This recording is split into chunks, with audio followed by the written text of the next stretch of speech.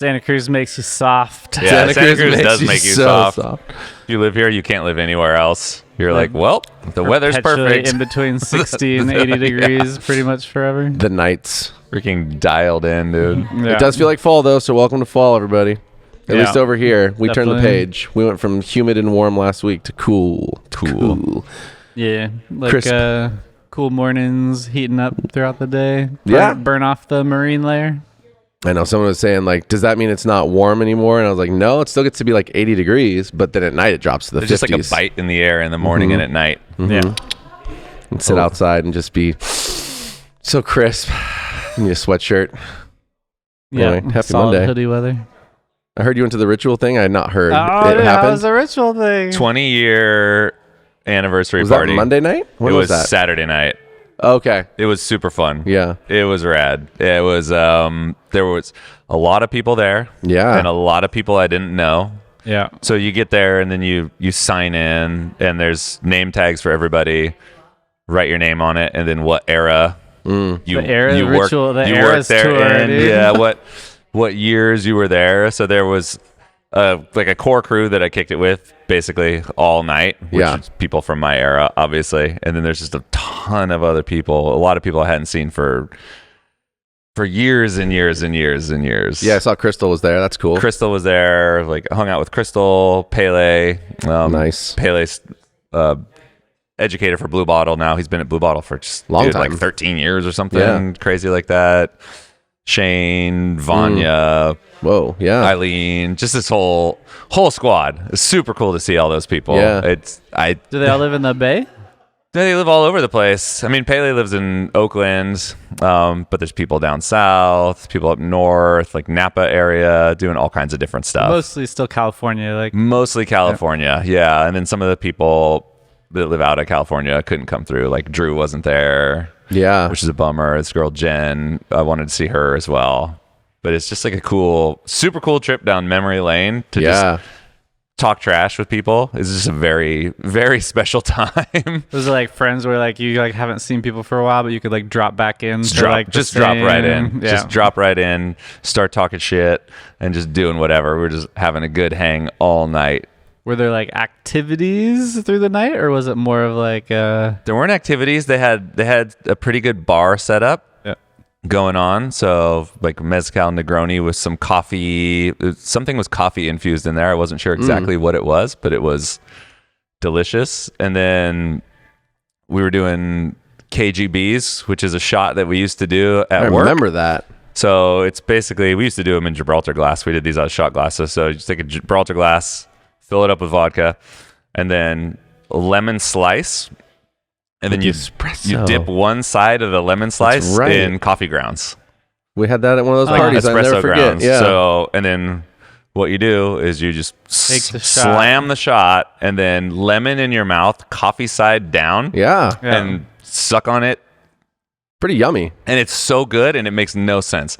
When I started working there, they're like, yeah, this is the thing we do. I was like, that's nasty. You guys are tripping. It's vodka. Who picks vodka? It doesn't make sense. Yeah. But the vodka makes it so you can have a flavor like of coffee. Vodka and lemon and coffee. But there's something about the acidity in the lemon and then something with the coffee that it just, I don't know, it works and it almost tastes sweet. I remember that really part exactly. Interesting. That was exactly what I was going to say, is it made it taste like a sweet shot of something even though there's no sugar. Yeah, it almost tastes like there's sugar in there and it is so weird and I hadn't had one for, Somebody should probably make that more famous. 15 years. Caramelization of the coffee, perhaps. Oh my gosh, is it a Maillard reaction? Yeah, I was going to ask what coffee they use. Like, what coffee? What origin? What coffee are you guys using this? It's ritual. KGB. It's definitely ritual coffee. Like, is this a SL28 or something?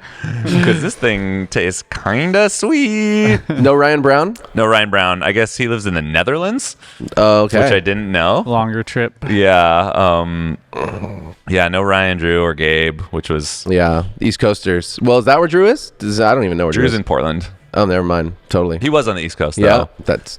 Yeah, I mean, it's a trip to just see like the slideshow. I was just zoned out looking at the slideshow all night. Just they're able to like get pictures from a lot of people from all the eras. Just barge Flickr. I mean, all the early stuff's on Flickr. Like up until probably 2010, 11.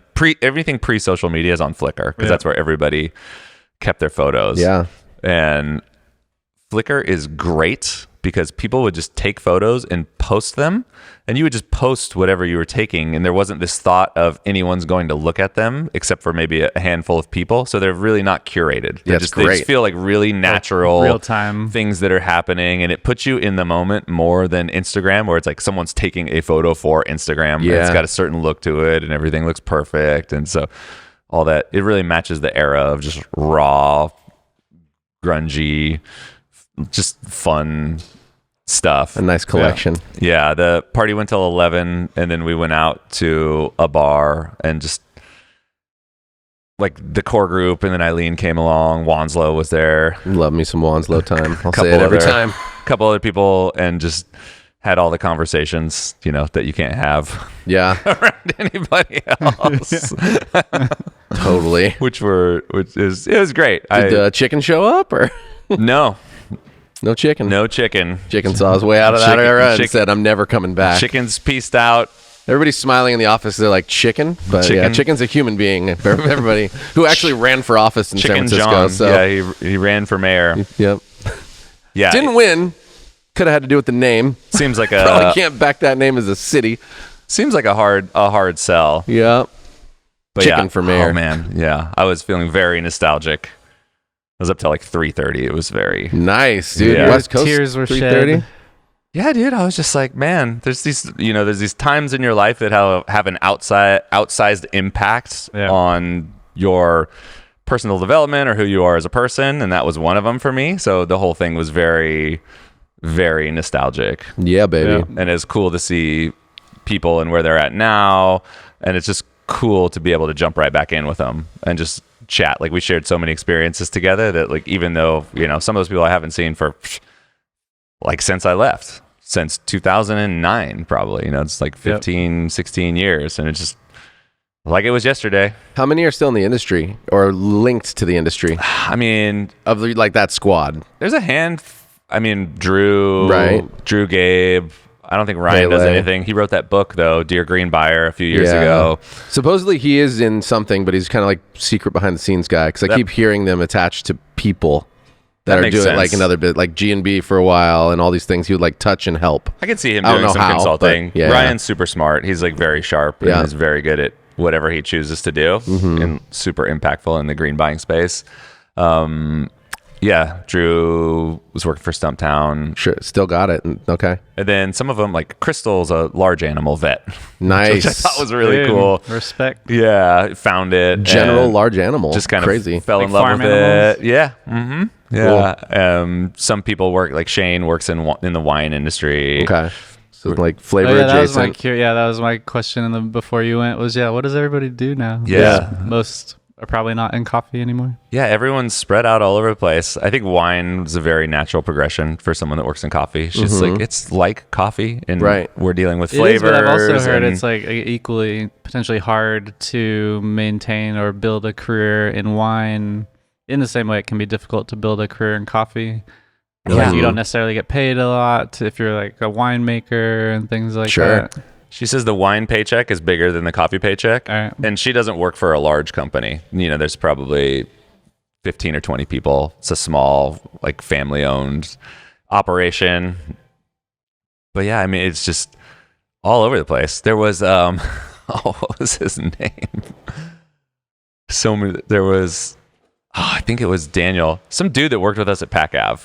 He used to wear bandanas on his head at Verve. Worked at Ritual also? So he worked at Ritual later, but he came up to me and he's like, "Hey, what's up?" And I was like, "What?" I was trying to place him. He's like, "I was one of the opening crew for Pac Ave at Verve." And I was like, "Huh." Oh, I definitely remember who it is. Daniel for sure? He just looked completely different. Oh man, I had his name this morning. It's all good. It just escaped Comes and me. goes right when it sometimes He used to wear bandanas. When he said, "I used to wear bandanas on my head," I was just like, "Oh, I know exactly who you are." He's like, "Yeah, I was the first person that got fired at that store." And I was like, "That's awesome. I definitely remember you." Oh, maybe I won't. And then he worked for Ritual later as a delivery driver. Nice, dude. What was Aaron there? The green buyer for a long time. I didn't see Aaron. Yeah. Aaron was MIA. All right. There's a few cool cafe customers that used to come in. That was cool. Really? Yeah. That's fun. Yeah. Claude. I mean, of that core crew that you're talking about in those names, more of them, I know there's some names we didn't mention, but more of them than not are still in or adjacent to coffee, which is kind of interesting. Yes and no. Yeah. I mean, it's mostly Ryan, Gabe, Drew. And then Eileen. Yeah. I mean, Aaron's not in coffee anymore, maybe, because he was there with you. I haven't kept up with Aaron as much. Pele Coffee. And then there's like a whole group of people that no one would ever know about. Yeah, I mean, that's what I'm saying. Like, yeah. It's like this dude, Johnny, that I used to work with, who I have one of his paintings, and supposedly he's some sort of super famous artist right now. Nice. Which is awesome. Just like the coolest dude ever. He had this show in the cafe back in the day, a bunch of really cool paintings. And there was the one that I have. It's like this big fucking painting.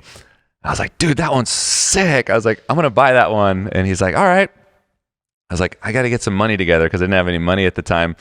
He's like, it's fine. Just take it. Just pay me whenever. And I was like, nah, dude. He's like, dude, take it. I don't care. And I was like, are you sure? And took it, and I think I still owe him a couple $100 for it. He came up to you now. He's all, so I'm pretty famous. So that's going to be $12,000. Yeah, the appreciation on it's gone pretty good. I'm gonna give it for half. But that's kind of how it was at that store at that time. There was like a very communal feeling to it, and also at the same time there was a very big culture of holding other people accountable to what they needed to do. So you would have things like Johnny giving me a painting that he, spent hours working on because he's like, yeah, we're good. It's all good. And then you would have other things like Devora coming and yelling at me because I took too long on my 10-minute break and I was outside taking pictures with my little point and shoot camera, just like goofing around because I thought things were cool. She's like, what the fuck are you doing? Like, get back in here. Your break is over. And shout out, Stolen Coffee. I was like, yep, you're right. I got to get back to work.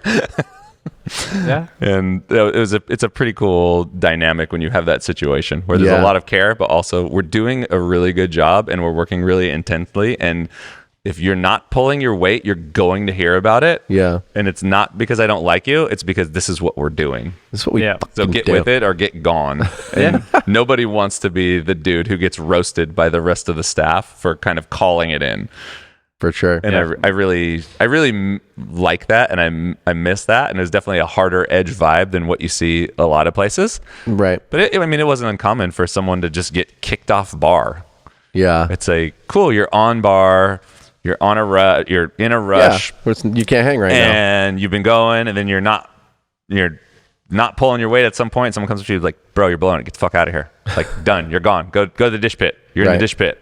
And it wasn't a conversation of like, oh, hey, man, you want to it's really busy. It's like, you're out. I'm in. Yeah. See you later.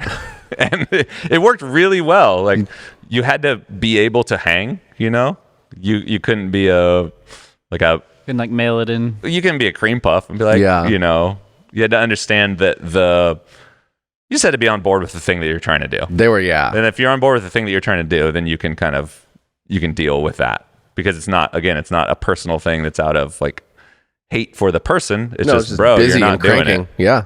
Yeah. I've never worked in a kitchen, but I assume that it feels more like a kitchen. Probably. Well, and it was also right in front of everybody, so everybody could see it too, which was really fun to watch.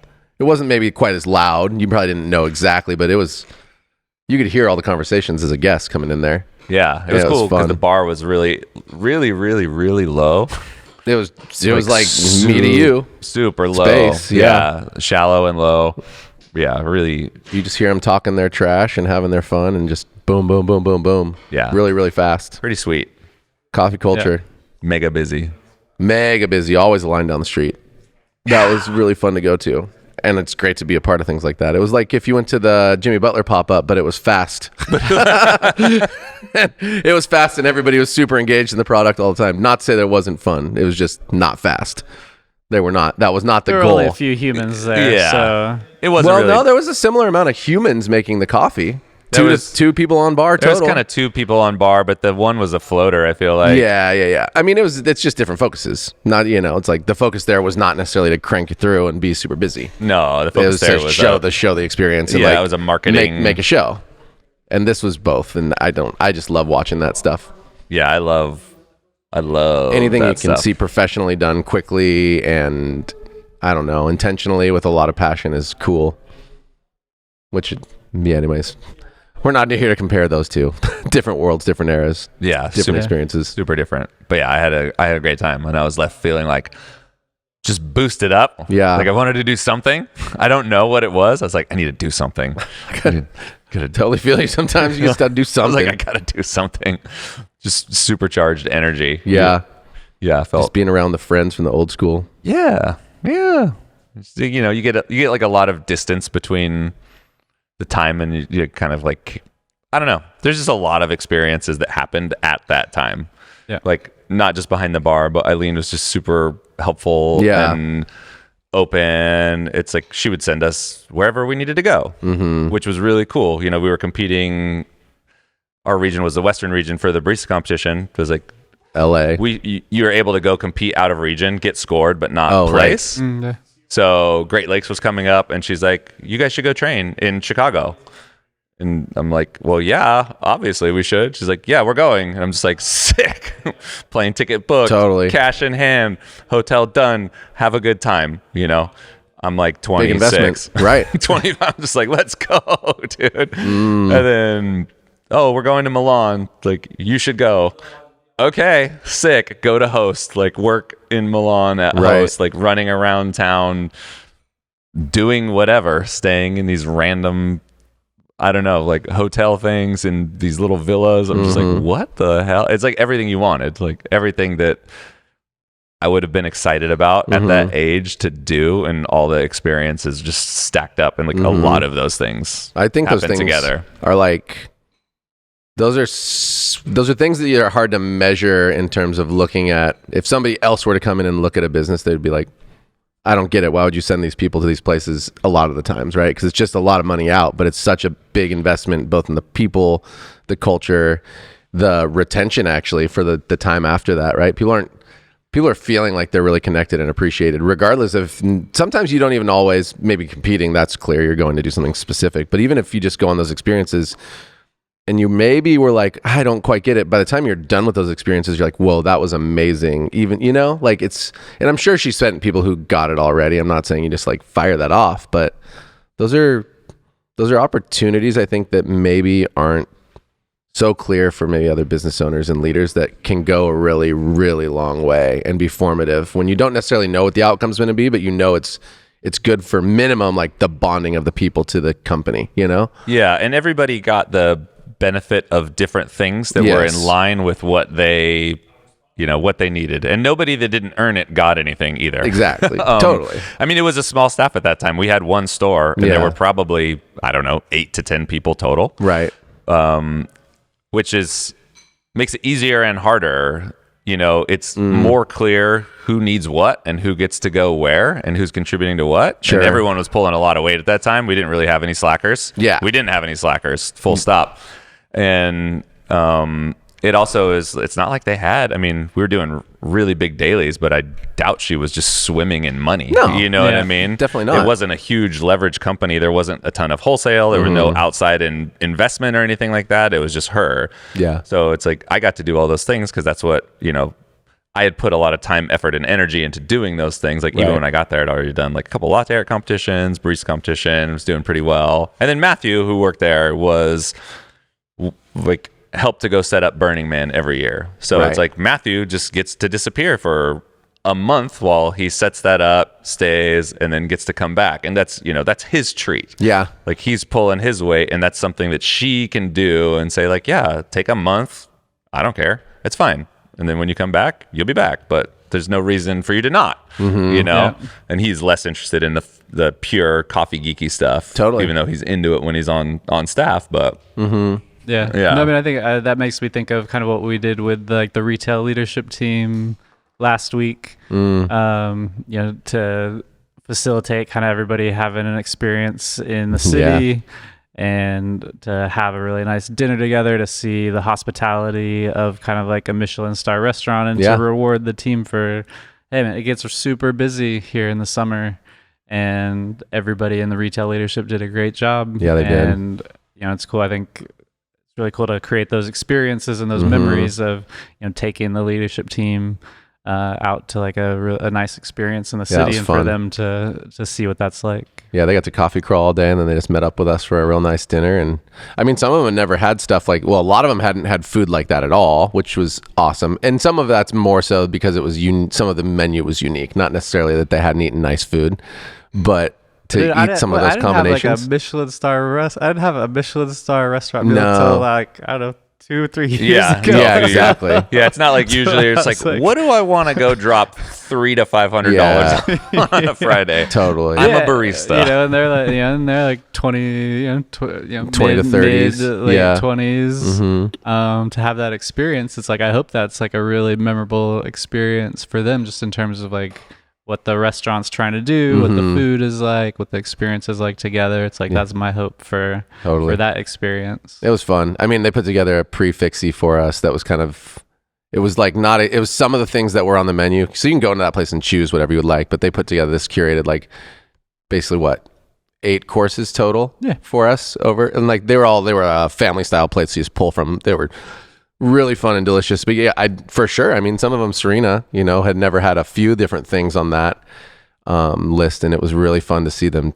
go, okay, I wonder what it's going to be like. And then like, oh, that's really fun combination. That's really good. And they kind of get off on flavors anyway. They're really into coffee and coffee geekery. So it was fun I was sitting at the table with them, and it was definitely really fun. I mean, we do strive that you do that. We did that with Origin trips too. We still try, but at the beginning everybody got to go, and then you get bigger. To your point, Chris, earlier, it's like you get large and you got to figure out how to do it in such a way where it's it's based on time and tenure. Listening to what's important to the people. I think we moved a little bit away from that just because we asked not everybody wanted it. Our team, like, what if we have a certain amount of resources, how would they like that to be spent? And kind of meeting the team where they're at. And still there's usually somebody from leadership that goes. We still send them every year. So I still think that's really important, and we've obviously had great feedback from people going on those trips, and like the memories that are created, and the I don't know, I think personal development that will always happen on that kind of trip.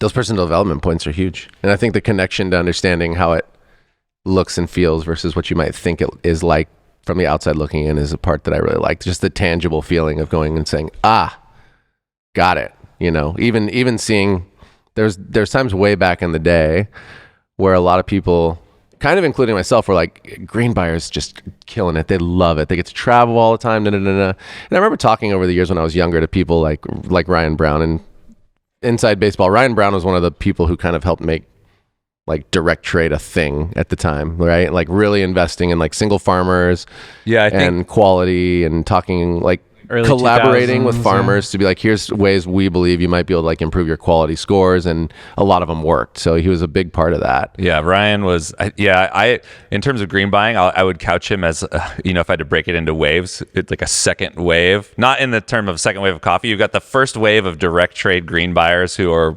people like Jeff Watts, right, or maybe Aleko too, or like Red even Fox, early Dwayne or something like that. Yeah, and then we're breaking into single origin coffees in general. This is their specialty, early 2000s, and sourcing identifiable farmer name lots, which was a really big deal. Something we definitely take for granted, but it was just to see the name of the producer on the lot and have it identifiable at that level. And then Ryan was, several years after that. But I think Ryan's gift is he's a great communicator, and he's very vocal about what he believes. Yeah. So he's not afraid to like put it out there and say like, we should be doing these things. Like this would be best practices for everybody. Yeah. And he's relentless.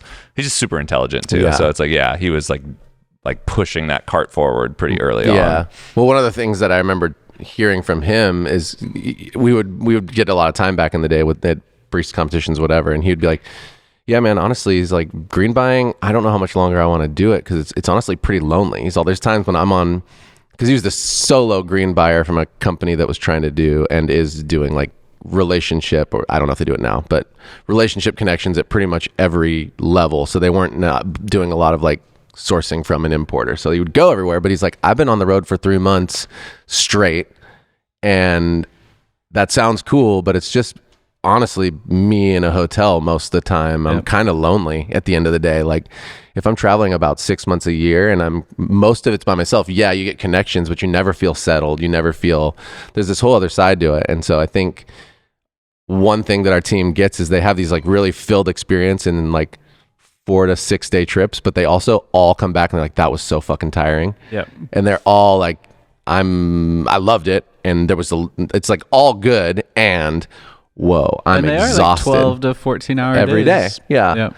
And you do life completely differently. And they're always filling to me too, but there's no way around it. Like they're long days and it's super, super gratifying and connective, and it can fill up all the right people too. And anyway, that's something I think was really powerful and has been with continuing to send people along the way, because they come back and they have all the more respect and love for whoever they visited, which we buy coffee from, and they get to go, damn, let me tell you what it's really like over there. And that to me is really great. I always think finding a connection from the people who see the most people is really key, because we're going to be speaking our best, but not everybody gets to connect with us in the same way they connect with the team. So when the team's sharing with you, like, this is what it's like, this is real, we're all about that. Whatever the practices are, we can stand behind them as a company. Our mission, our values, how we buy, how we source. It's really powerful and it really is connective. So I'm proud of us for doing that and continuing to do that here and there. Yeah. Yeah. The team is the conduit through which people experience our vision or the organization as a whole. Right. So absolutely. Yeah. It's, well, and those investments, they're expensive, but the ROI on them with the right people is like 10x plus, I believe. You can't bet 1,000. There's always going to be one or two who go and are just like, that was fun. And we have had those for sure. But I still also think that those are the people who leave and are like, well, that was also one of the best jobs I ever had and one of the best experiences.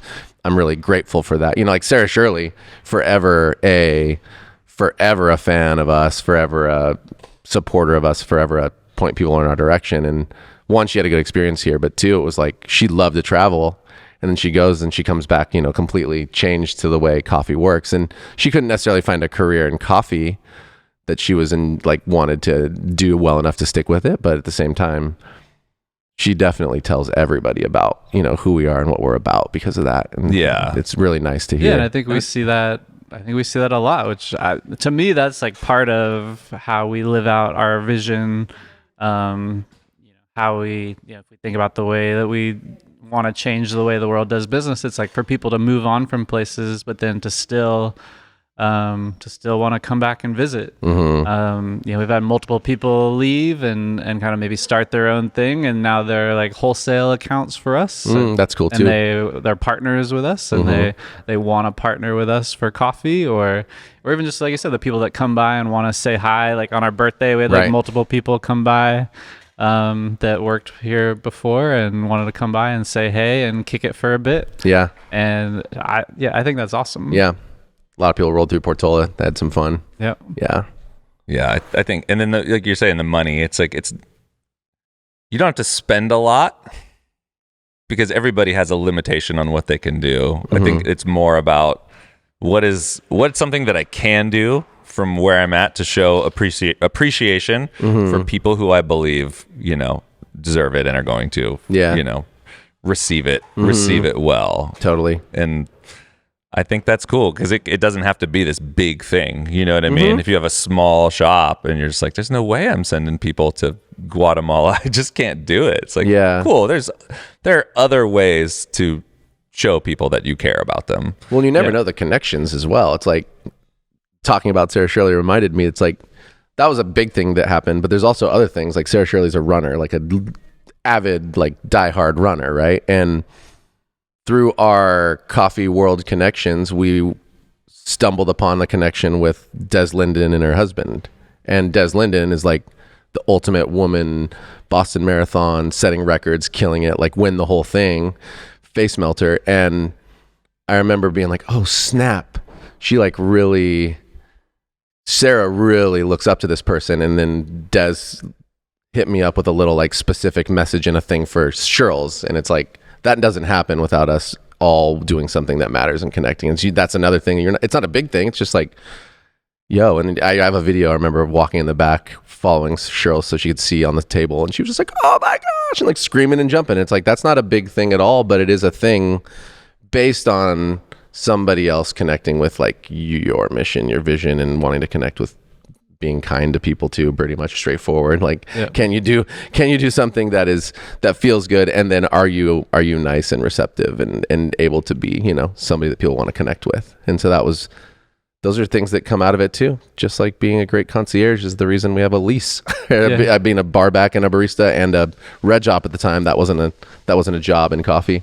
Yeah, and I mean, then you can kind of tie it even forward to the guests, is kind of when you're creating those kinds of experiences for your team and taking care of your team in a really positive way. It's like I was on a field trip for my older daughter, and there were 6 or 7 other parents there, and I don't know, we were talking about what we did and stuff, and people somehow got to like that that I was one of the owners of Cat and Cloud, and so everybody starts off with kind of people are nice people. They start off with the effusive praise and things like that, and but one of the women was like, she's like, I really appreciate your team. She's like, I'll always remember, like, I was at your Swift Street store and my daughter like spilled her, like, it would been a really long day. We got this treat for my daughter, and then she spilled it, and her like younger daughter, and she spilled it, and she's like, before I could even get out of my chair, like one of your team members came up, cleaned it up,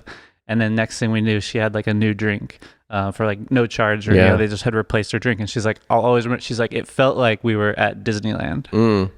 And she's like, I don't know if you do that intentionally or anything. And I was like, well, actually, turns out one of my partners actually really loves Disneyland. And a lot of some of the stuff we do is like modeled around how can we create those moments for people and things like that. So it was really cool to hear that mission lived out, and to hear from our guests directly, because I had a little mini focus group there to like talk to, and I'll always go to, I asked them like, dude, like, what can we do better? Yeah. Right. Because oftentimes people will be like, oh, you're so great. That's great. Like people always are really nice, but then it's like, cool. It's like, while I have you all here, what can we do better? Like what would you guys like to see that we're not doing? I got a couple, like one was around more hot food at our non-Swift cafes. Yeah. Yep.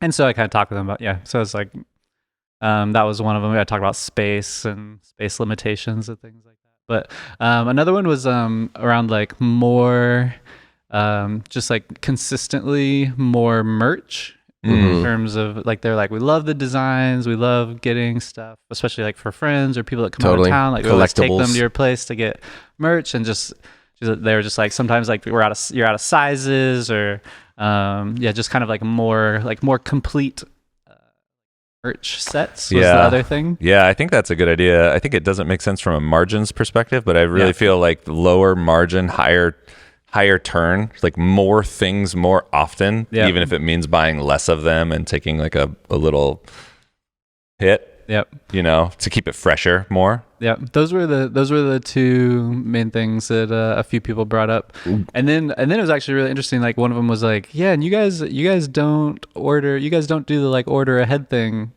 He was like, is that intentional? And then I kind of went through. I was like, yes, is intentional. Very intentional. Yeah. Like, let me tell you about my weekend. Totally. I could rant about my 25-minute Starbucks wait for my daughter's hot chocolate this weekend. Just with a line of all the order. Everybody else's order who got to go ahead of you, just sitting there. It was gnarly, man. The team at the Starbucks I went to was super stressed out. The people, the guests, everybody were all in that super picture stressed looks out. sad. Everybody was sad. just bummed out. Like, then it's just a steady stream of people coming up. Like the people who did walk in, like me, like people that walked in right around when we did were like, then they were up there being like, all right, just refund me. Like, I don't have, like, I can't wait this long. Like, and then there's just like multiple refund requests and things. And the team, I don't know if maybe someone hadn't called in, or someone like tough day. Maybe they're understaffed, but just that there were just like 20 mobile order drinks lined up, and just this crowd of people waiting for their drinks. And man, it was it was really just, if I could invent like a worse guest experience for like a Sunday morning of like, right. And and again, like don't have doors for people to walk into, and only do it like that. No one on either side of the counter was happy. So that's kind of one of the things I was talking to one of the parents about, was just like our intention behind not doing mobile ordering. And trying to create the best guest experience possible for our guests and like seeing through the eyes of our guests in terms of the kind of experience we want to create. When Herman, Leah, and I were jumping on the phone with Barry from Predictive Index, and he was like really excited. He's like, I shared that I was going to be working with you guys with Cat and Cloud, and either my daughter or my niece, one of those two, and her husband were really excited for me because they love the spot. Oh, and then no he did way. the same thing though. And they told me both the goods and the opportunities in their opinion. Are you willing to hear them? Obviously. Yeah, always. And it was overwhelming, great burrito, great, like the stuff we were used to hearing, right? Yeah. Great people. They come to Swift Street is the ones for them. They come to all of them. So one of them was like the same burrito at all cafes. And it's like, yeah, I would expect that one.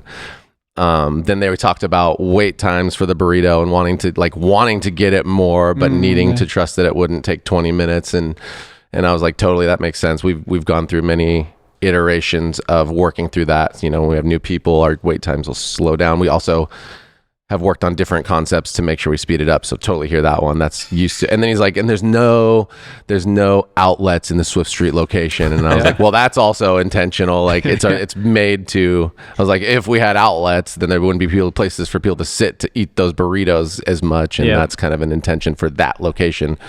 But if you look at the intentions of our locations, they are different. If you go to Aptos, it's ample seating. It's built exactly for that. And I get that it's on the other side of town, but it's also not a full restaurant with the famous burrito and people lining out the door to get like the best coffee and best experience. So to that, the same thing. It's like a lot of the feedback.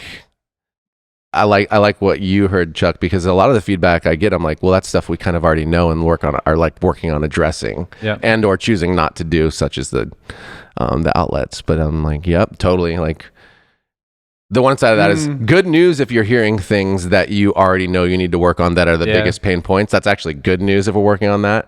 And then I always kind of enjoy like, what are the outliers? What are the things that maybe we're missing? Because there's two parts to that. That also means that our team's really keyed in and they understand, and we're doing great work to kind of gather the info that's necessary for what we believe at the time is the best guest experience. Then those outlier things like can be really affirmative too. It's really cool. Yeah, the last one, like when you Pinged you bring it something? was more shade, and again, that's something out that here or in general. Yeah, Working on it. Portola, working on it Yeah. here after Portola. We're sitting out inside of the roastery by Swift Street. Totally good things. I know. Yeah. And then the winter will be like, and more heat. And you're like, totally. More Can we get some LED heater lamp rippers? Internal heat lamps underneath the bar that just radiate 74 degree. That would be nice. And heated seats too, everybody. And it is. There's always things to work on, but it was just really cool to hear the woman's story just about comparing service that she got there to like what it feels like at Disneyland, and just to, because we don't necessarily know all the time. We do get feedback, but we don't hear all the time about people's experiences like that. And then so just to hear those little reaffirming little stories or tidbits is like feels really good to me, because like, okay, cool, like we're hitting on that. Got one at the party. There was a woman from Santa Cruz there, and she came up to me. She said, "You're one of the owners of Cat and Cloud, right?" I said, "Yeah." She said, "I love going to your store because people treat me like a real human, and that just means a lot to me. And I don't get that everywhere else. So I just wanted to say thank you." And I said, "Awesome. Receive that. I'll pay it forward to the team." Which cafes do you go to? So it's mostly Portola and Abbott for this person. Yeah. So sweet. Paying it forward right now. Yeah. Let's go. If you're listening. Awesome. Yeah. Pretty hyped, dude. Well, that feels neat.